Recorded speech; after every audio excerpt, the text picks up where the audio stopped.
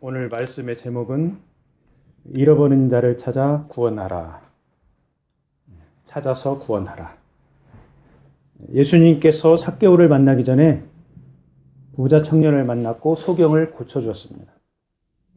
부자 청년과 삭개오는 공통점이 있죠. 둘 다 부자입니다. 그런데 신분은 아주 확연히 달랐습니다. 부자 청년은 어렸을 때부터 율법을 잘 지켰습니다. 남들이 보기에 모범적으로 살았습니다. 근데 삭개오는 어때요? 동족들한테 손가락질 받는 그런 세리였죠. 동족들의 피를 빨아먹는 그런 세리로 사는 그런 신분이었습니다. 그래서 이 두 명이 예수님을 만나는데 두 사람의 포커스가 다릅니다. 두 사람이 바라보는 그 초점이 다릅니다. 자, 부자 청년의 초점은 내가 어떻게 해야 구원을 받습니까? 그 질문 속에서 구원에 관한, 영생에 관한 그런 갈망이 있었습니다. 그런데 삭개오의 초점은 어떻습니까? 예수님이 누구신가? 소경을 고쳐준 그분이 도대체 누구일까? 하는 초점이 예수님께 맞춰져 있었어요. 자, 부자 청년은 구원, 삭개오는 예수님. 초점이 이렇게 다릅니다. 그리고 이 두 명이 예수님을 만나고 나서 그 반응도 천지차이입니다. 부자 청년은 재산을 다 팔아서 가난한 자를 도우라는 그 예수님의 말씀을 듣고 슬픈 기색으로 되돌아갔습니다. 근데 삭개오의 반응은 어떻습니까? 자신의 이름을 불러주는 그 예수님을 만나서 예수님을 신나게 기쁘게 대접하는 그런 반응이었습니다. 그래서 오늘 누가복음 19장의 그 삭개오에 대한 이 말씀을 나눠보면서 이런 반응들을 살펴보면서 우리 자신에게 한번 적용을 해보기를 원합니다.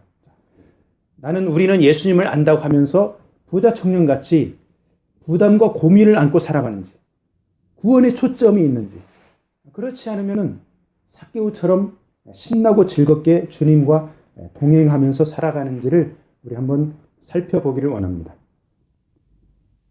본문에 여리고가 나오죠. 이 여리고성은 세계에서 매우 오래된 그런 도시 가운데 하나입니다. 이 여리고는 예루살렘에서 북동쪽으로 약 30km 정도 떨어져 있습니다. 그래서 요단강 서안에 위치해 있죠. 사해 입구에서 가까운 곳에 있습니다. 여기에서 발삼나무가 납니다. 그리고 대추나무가 납니다. 이 여리고는 안토니가 클레오파트라에게 선물했던 그런 도시라고 알려져 있습니다. 자, 아랍으로 가는 관문에 있습니다. 국경 도시입니다. 옆에 바로 오늘날로 보면 요르단이라는 그 나라가 있죠. 뭡니까? 교통의 요충지입니다. 세금을 징수를 합니다. 관세를 징수합니다. 삭개오는 거기에서 무엇을 했습니까? 관세를 징수하는 세리장이었죠. 지금으로 말하면 세관장입니다. 그래서 막대한 재물을 취득했을 것입니다. 이렇게 불로소득을 취하니까 동족들이 어떻게 나왔습니까? 동족들의 피를 빨아먹는 죄인이다. 이렇게 손가락질을 했죠. 그런데 그때 당시에는 그 지역을 로마 제국이 통치를 하고 있었죠. 로마 제국이 통치하던 그 유대 지역, 그 여리고 지역, 그 세리장이라는 그런 사회적인 지위, 그다음에 막대한 재산, 그런 재산과 지위가 있었지만은 키가 작다는 핸디캡이 있었습니다. 이런 핸디캡을 가지고 있는 삭개오에게 소문이 들렸어요. 저쪽에서 예수님이라고 하는 분이 온다. 근데 예수님이 소경의 눈을 떠주겠다. 그런 기적을 행하시는 분이다. 선지자다, 예언자다. 이런 소문을 들었습니다. 그래서 삭개오의 마음에 굉장히 예수님을 만나고 싶은 그런 갈망이 있었습니다. 근데 삭개오는 작은 키에도 좌절하지 않았습니다. 많은 사람들이 몰려서 예수님을 보러 왔는데 예수님을 볼 수가 없어요. 군중들 때문에. 자기의 키 작은 그런 핸디캡을 상관하지 않고 적극적으로 뚫고 나가서 예수님을 보기로 작정을 했습니다. 그래서 돌 무화과나무에 올라갔습니다. 개역 성경에는 뽕나무로 번역을 했는데 sycamore tree, 피그추리 해가지고 돌 무화과 나무입니다. 그래서 그 나무에 올라가서 바라봅니다. 그래서 삭개오의 마음 상태는 어떻습니까? 옆에서 누가 쳐다보든지 말든지 간에 상관하지 않습니다. 개의치 않습니다. 예수님을 보기를 원합니다. 이 돌 무화과 나무, 시크마, 히브리어로 시크마라고 합니다.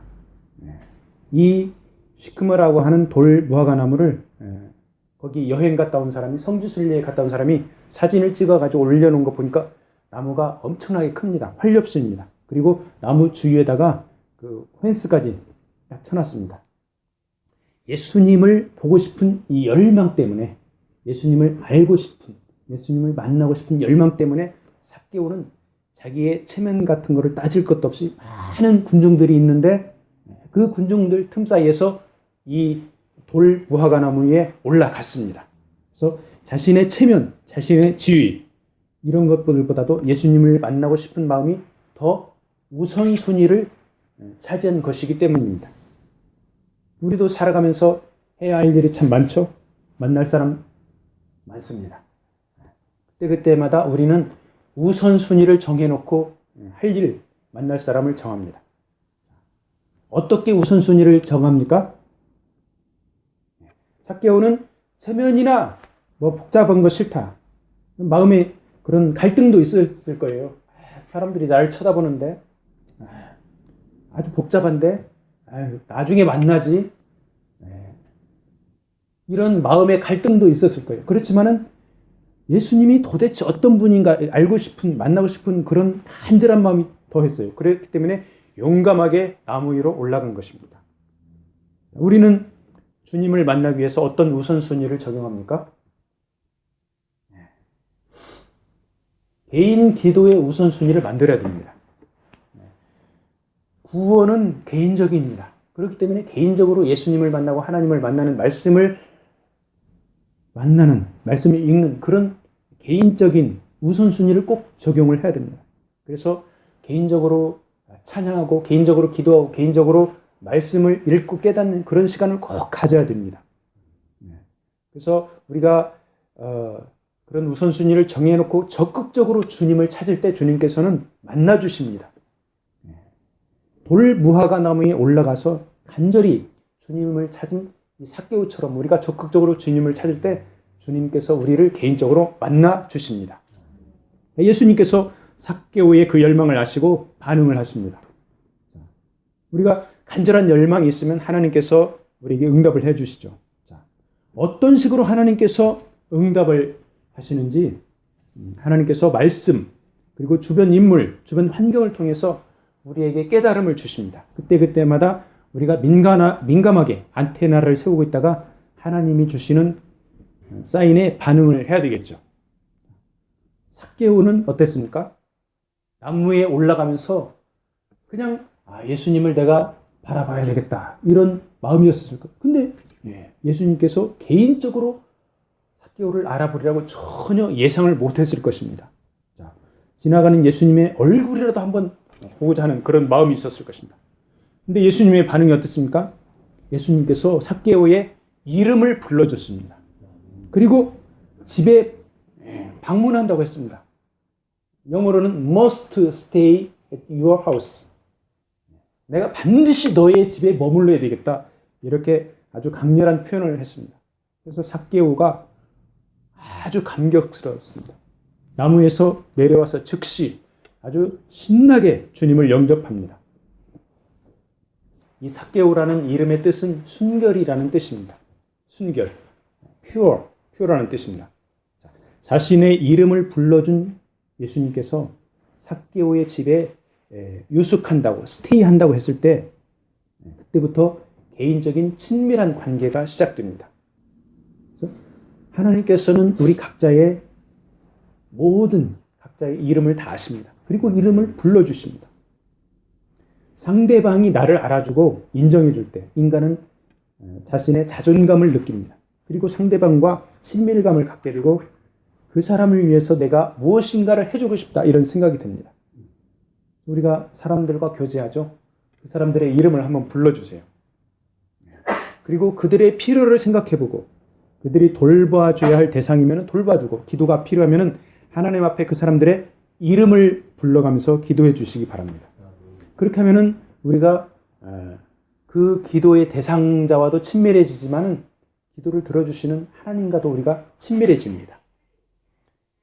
그때 당시 유대 사회에서 대표적으로 죄인들이 있었어요. 그게 누굽니까? 세리와 창기입니다. 유대인들은 율법을 지키는 의로운 사람들이고, 세리와 창기는 저주받은 죄인이라, 이러한 의식들이 아주 팽배해 있었어요. 근데 선지자처럼 기적도 행하고 하나님의 말씀을 선포하는 예수님이 어떻게 저런 죄인 세리와 사귈까? 유대인들의 그런 마인드로서는 도저히 이해가 안 됩니다. 그래서 수근거리고 쑥덕쑥덕 됐습니다. 예수님은 삭개오의 이름을 불러줬는데, 사람들은, 유대인들은 삭개오의 이름 대신에 죄인이라고 낙인을 찍고 수군됩니다. 우리가 누군가를 만납니다. 사회적인 상식으로 봤을 때 못된 사람, 못마땅한 사람들일지라도 하나님께서는 그 한 사람 한 사람 개인들을 위해서 특별한 계획을 가지고 계십니다. 사람들이 죄인임을 깨닫고 인정하고 죄를 자복하고 하나님 앞에 나오기를 하나님께서는 원하십니다. 그리고 주님이 삭개오와 교제한 것처럼 개인적인 교제를 갖기를 원하십니다. 이야기하고 음식을 나누고 얼굴을 맞대고 이렇게 교제를 하는 것입니다. 우리가 하나님 나라 사역을 하고 있죠. 열심히 하는 거 굉장히 소중합니다. 하나님 나라 사역을 하는 거 굉장히 소중한데, 그것보다 더 소중한 것이 하나님과 기도의 시간을 가지면서 하나님과 이야기하고 말씀을 먹고 이렇게 하나님과 개인적으로 교제하는 것이 더 중요하고 더 소중합니다. 하나님과 친밀해지면 사역은 자동으로 흐르는 물처럼 순적하게 감당할 수가 있습니다. 하나님의 주시는 능력으로 사역을 하면 하나님께 우리가 영광을 돌릴 수가 있습니다. 삭개오가 주님을 만나서 삶의 가치관이 즉시 변화가 되죠. 엄청난 재산을 절반을 뚝 떼어서 가난한 자들에게 준다고 말을 합니다. 그래서 내가 잘못한 것이 있으면, 남의 것을 토색한 것이 있으면 4배로 갚겠다고 공언을 합니다. 즉 물질적인 소유보다 중요한 만남을 주님과 갖고 강력한 가치관의 변화를 맞이하고 새로운 사람이 된 것입니다. 주님을 만난 소경, 썰름발이, 문둥병자 등 수많은 환자들이 치유를 받고 변화되었습니다. 삭개오도 한순간에 재산의 절반을 내놓게 될 그런 만큼 큰 변화를 받았죠. 이렇게 주님으로 인해서 변화가 될 때 내가 변하고 사회가 변화가 됩니다. 사실상 로마 제국의 세리로서 이런 결단을 내리기가 쉽지가 않습니다. 왜 쉽지가 않습니까? 사회적인 구조, 시스템 때문에 그렇습니다. 세무서나 세관 직원으로 일하다 보면은 세금을 깎아달라고 사정하면서 대가를 준다고 그럽니다. 작년 말에 같이 일한 분이 한국에서 대기업 그 재무 담당을 하다가 오신 분이 있었습니다. 근데 이분이 70년대 대기업에서 재무 담당을 했어요. 70년대는 어떤 시대입니까? 한국이 막 경제가 발전하기 위해서 발버둥 치던 시대. 다시 말하면 부정축제가 엄청나게 많았던 그런 시대입니다. 대기업에서 일을 하니까 국가에 내는 세금도 많습니다. 그런데 그 세무서 직원과 대기업 직원들이 몇 명이서 짜가지고 큰 돈을 줄 테니까 같이 나라에 세금은 조금만 내고 그 돈을 나누어 먹자, 이런 제의를 받았습니다. 이분이. 근데 이분이 참 양심적인 분이에요. 단호하게 거절을 했습니다. 몇 달이 지났습니다. 우연치 않게 박정희 대통령 시대, 그 시절이죠. 중앙정보부에서 이 대기업을 뭘 조사하다 보니까 우연하게 이게 걸렸어요. 뽀록이 났습니다. 그래가지고 대기업 직원들, 세무서 직원들 감옥에 갔습니다. 이분은 거절을 했기 때문에 감옥을 안 갔습니다. 이런 것처럼 사회 구조적으로 유혹을 피하기가 참 어렵죠. 그리고 내가 부정축제한 돈을 다시 내놓기도 어렵습니다. 근데 삭개오는 어떻습니까? 절반이나 되는 재산을 내놓겠다고 합니다. 사회 구조, 그 다음에 자신의 이전의 가치관, 이런 것들에게서 그냥 벗어나겠다 하는 굳센 그런 의지의 표현이죠. 거룩한 주님을 만나서 강력한 터치를 받았기 때문에 가능한 일입니다. 여러분과 저의 삶 가운데서도 사회 구조보다 더욱더 주님을 따르기를 축복합니다. 그런데 주님을 만나고도 변하지 않는 강박한 사람들이 있죠. 삭개오를 만나기 전 주님은 부자 청년을 만났습니다. 그는 재산을 다 팔아서 구제를 하고 주님을 따라오라는 예수님의 말씀을 들었습니다. 이 사람의 반응은 부담만 잔뜩 짊어지고 슬퍼하면서 되돌아갔습니다. 크리스찬들이 교회 가서 설교 듣고 부담만 잔뜩 가지고 되돌아가서 자신이 변하지 않으면 사회에 기여를 하지 못합니다. 변하지 않는 교인들이 교회에 있을 때 그 교회는 빛과 소금의 역할을 하지 못합니다. 물이 흐르지 않고 고여있으면 어떻게 됩니까? 세균이 번식을 하고 부패하죠. 부자 청년 같은 교인들이 교회에서 한숨만 푹푹 쉬고 자기 재산을 꼭 움켜쥐고 있으면 교회는 기득권자들의 교회가 됩니다. 가진 자들의 교회가 됩니다. 교회의 머리인 예수 그리스도를 실망시킵니다. 주님을 만난 삭개오가 변한 것은 당연합니다. 왜? 주님을 만났으니까. 그리고 우리도 그렇게 변해야 됩니다. 이렇게 변하면서 살아가는 것이 그리스도 안의 새로운 피조물입니다. 새로운 피조물이 된 변화된 나는 주변과 사회를 변화시키기에 아주 충분하죠. 믿는다고 하면서도 변화된 모습이 없으면 어린아이거나 거짓말장이거나 둘 중에 하나죠. 날마다 주님 안에서 자신과 주변과 이 사회를 변화시키기를 주님의 이름으로 축복합니다. 자, 19장 누가복음 19장 9절 말씀을 한번 보죠. 카톡에 보면은 절수가 표현이 안 돼 있죠. 예수께서 이르시되 오늘 구원이 이 집에 이르렀으니 이 사람도 아브라함의 자손이미로다. 예수님께서 삭개오와 그 가정에 하나님의 구원이 임하셨음을 선포합니다. 아브라함의 자손이기 때문에 구원을 받는다. 이렇게 선포를 합니다. 자, 혈통적으로 한번 봅시다. 바리새인, 서기관, 대제사장들 이런 사람들이 정통 유대인입니다. 정통 아브라함의 자손들입니다. 그런데 주님께서는 그들에게 어떻게 대했습니까? 종교적 위선을 일삼는다고 책망을 했습니다. 독사의 자식들아, 화가 있을지로다. 이렇게 독설과 저주를 정통 유대인들에게 퍼부었습니다.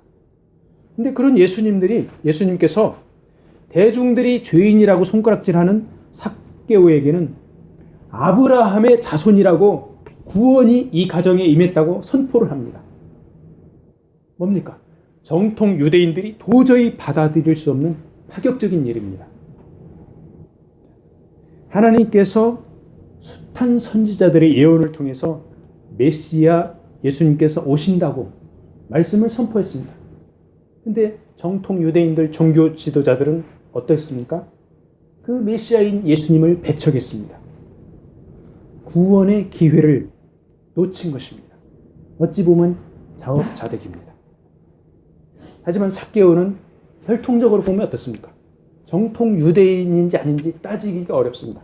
그리고 도덕적으로 사회적인 기준으로 보면은 죄인 중에 죄인입니다. 그렇지만은 이 삭개오가 자신의 처지를 깨닫고 메시아인 주님을 갈망하고 영접하고 하는 이 자세를 보고 예수님께서 삭개오를 아브라함의 자손으로 인정하고 그 집에 구원이 임하였다고 선포한 것입니다. 그래서 이 복음이 유대인이 아닌 이방인들에게도 동일하게 구원의 기회를 주셨고, 이 복음이 이방인들에게 넘어가고 오늘날 우리에게까지 구원의 기회가 우리에게 온 것입니다. 이렇게 볼 때 우리도 교회에 참석만 하고 종교적 모양만 가지고 있으면은 바리새인처럼 종교 지도자들처럼 책망을 받을 수가 있습니다. 그렇지만은 삭개오처럼 자신을 알고 메시아를 영접하고 변화된 삶을 살면 주님께서 하나님 나라의 자녀로 선포하여 준다는 것을 믿기 바랍니다. 10절 말씀에 인자가 온 것은 잃어버린 자를 찾아 구원하려 함이니라. 잃어버린 자를 찾아 구원하려 함이니라. To seek and save the lost. 사람들은 삭개오를 죄인이라고 보았지만은 주님은 그를 잃어버린 자라고 표현을 하고 있습니다. 구약에서 신약에서 잃어버린 자에 관한 그런 언급이 나옵니다. 자, 한 군데씩을 찾아보겠습니다. 자, 에스겔 34장에 보면은 이스라엘 목자들을 하나님께서 이렇게 표현을 하고 있습니다. 양떼들은 소홀히 하고 자기만 먹는 목자들이라고 아주 날카롭게 책망을 하고 있습니다. 양떼들이 들짐승의 밥이 되고 높은 산과 광야에서 흩어져 있으되 찾는 목자가 없다고 이스라엘 목자들에게 화가 있을 것이라고 심판의 말씀을 하나님께서 선포하십니다. 그러면서 34장 16절에 잃어버린 자를 여호와 하나님께서 직접 찾아서 돌봐주신다. 이렇게 말씀을 하십니다. 이 말씀을 예수님께서 성육신이 되어서 성취를 하셨습니다. 예수님은 하나님이십니다. 하나님이시듯 인간의 몸을 입고 이 땅에 오셨습니다. 그리고 잃어버린 양들의 구원을 위해서 친히 십자가의 고난과 죽음을 당하시고 부활로 승리하셨습니다. 주님의 공생의 기간 동안에 직접 삭개오를 방문하셨죠. 그리고 잃어버린 자를 찾아서 구원하러 오셨다고 말씀을 하셨습니다. 삭개오와 그 가정의 구원을 선포를 하셨습니다. 그래서 주님께서 이 땅에 오신 목적을 이루셨죠. 하나님께서 에스겔서에서 자기만 먹는 이스라엘 목자들에게서 잃어버린 자를 찾아 구원하신다는 그 약속의 말씀을 예수님께서 성취를 하신 것이죠. 오늘날 목회자들 중에 양떼를 통하여서 재물과 명예를 취하고 자신의 야망을 이루는 자들, 하나님의 심판을 피할 길이 없습니다. 여러분도 그렇고 저도 마찬가지입니다. 우리가 예수 그리스도를 알고 하나님을 알고 말씀을 압니다. 그러면 여러분들과 저들도 작은 목자들입니다. 그래서 우리가 재물과 명예를 취하고 자신의 야망을 교회를 통해서 인본적으로 나갈 때 하나님의 심판을 피할 길이 없습니다.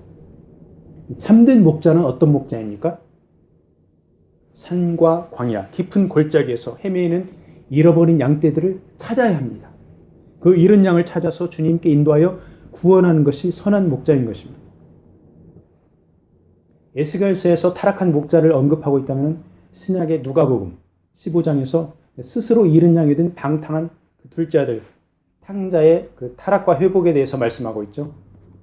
자, 탕자는 어떤 사람입니까? 자기 고집, 이기심, 육신의 욕심, 이러한 것들로 인해서 집을 뛰쳐나갔습니다. 가서 신나게 돈을 쓰고 놀다 보니까 자기가 얻은 것이 무엇입니까? 탕자가 얻은 것은 영적인 빈곤입니다. 그리고 비천함입니다. 그리고 굶주림입니다. 이 탕자가 어떻게 됩니까? 자신의 처지를 깨닫습니다. 자신의 잘못을 깨닫고 회개하고 부모님 집으로 다시 돌아가기로 결단을 합니다. 이런 결단을 내리기가 쉽지 않습니다. 나같이 못된 아들이 집에 다시 돌아가면 부모님이 어떻게 생각하실까? 받아주실까? 그리고는 그렇지만은 그 어려운 결단을 하고 부모님의 집으로 다시 돌아갑니다. 부모는 어떻습니까? 부모는 탕자를 받아줍니다. 잃어버린 아들을 다시 찾았다고 잔치를 베풀어 줍니다. 그 가정에 탕자가 되돌아오니까 기쁨과 즐거움이 넘칩니다. 그래서 탕자 이야기에서 스스로 잃은 양이 된 아무리 죄를 지은 사람일지라도 깨닫고 잘못을 뉘우치고 회개하고 돌아오면 하나님께서는 받아주신다. 하나님께서는 큰 사랑으로 받아주신다. 그 말씀이시죠. 그래서 부모의 마음은 하나님의 마음입니다. 하나님의 마음은 부모를 통해서 나타납니다. 아무리 자식들이 잘못 나가고 곁길로 나갈지라도 부모는 받아줍니다. 하나님께서는 어떠한 죄인일지라도 회개하고 돌아오시면 다 받아주십니다. 아멘. 자, 우리가 전도하면서 우리 생각 따로 저 사람은 착하니까 구원받을까요? 저 사람은 글렀어. 저 사람은 못됐으니까 구원 못 받을까요? 우리의 판단, 우리의 생각들을 내려놔야 됩니다. 생명책에 구원받을 사람을 기록하신 분은 하나님이십니다. 우리의 역할은 뭡니까? 구원의 길로 안내하는 안내자의 역할입니다. 즉 잃어버린 영혼들을 찾아서 예수님께로 인도하는 인도자, 안내자의 역할입니다. 삭개오는 세리장으로서 사회적 지위와 부를 겸한 잘 나가는 사람이었죠. 그렇지만 사회적으로는 사람들에게는 손가락질 받는 죄인이었습니다. 영적으로는 어땠습니까? 삭개오는 영적으로 빈곤했습니다. 뭔가가 2%가 부족합니다. 그때 당시의 사회 시스템 가운데서 참된 목자를 만나지 못한 이른 양이었습니다. 주님의 눈에는 그 삭개오가 방황하는, 찾아야만 하는 잃어버린 어린 양이었죠. 오늘날에도 우리가 죄인이라고 낙인 찍은 나쁜 짓 하는 사람들이 얼마나 많이 있습니까? 그런데 주님의 눈에는 그들도 되찾아야 하는 이른 양인 것입니다. 그들에게 주님 앞으로 돌아올 기회를 준다는 것이죠. 예수님께서 왜 이 땅에 오셨습니까? 예수님께서 이 땅에 오신 목적은 성부 하나님, 하나님의 영광을 드러내기 위해서 이 땅에 오셨습니다. 그리고 죄인을 위해서 죽으시려고 이 땅에 오셨습니다. 그리고 믿는 자들에게 삶의 모본을 보여주시려고 이 땅에 오셨습니다. 주님의 부르심에 삭개오처럼 기쁨으로 반응할 것인지 아니면 부담을 가지고 주님을 등질 것인지 그것은 각자 철저히 개인의 몫입니다. 죄인을 찾아서 구원하는 것이 주님의 이 땅에 온 목적이고 삭개오를 통해서 그 주님의 온 목적을 성취를 하십니다. 주님의 목적은 곧 교회의 목적입니다.